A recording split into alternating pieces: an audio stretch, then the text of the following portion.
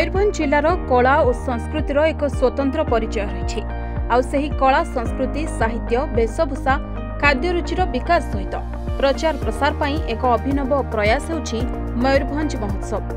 आज 8म वर्ष में पदार्पण करिछि मयूरभंज महोत्सव।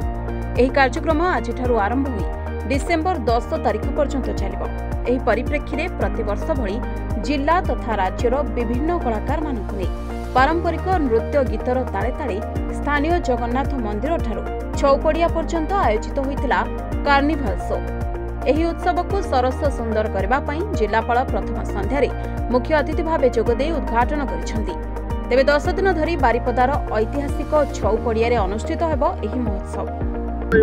आज बहुत खुशी, आज बहुत भलो दिन जे हमर मयूरभंज महोत्सव 8म वर्षर कार्निभाल शो रे आमे ऑलरेडी आगे ही चलीचु एवं ए मयूरभंज सबु कोणरू सबु लोक माने आछथि आमे एकत्रित हेई कि आमे जाउचु ए जगन्नाथ मंदिर पाखरु बाहरी आसलुनी एबे आमे जाउचु छौपड़िया रे आज ए कार्निभाल येटा समाप्त होबो।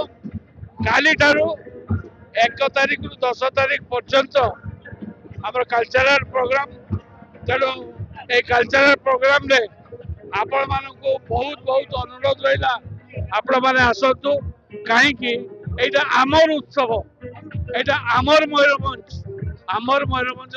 उत्सव। मयूरभंज सुब्रत प्रधान को रिपोर्टर्स टुडे।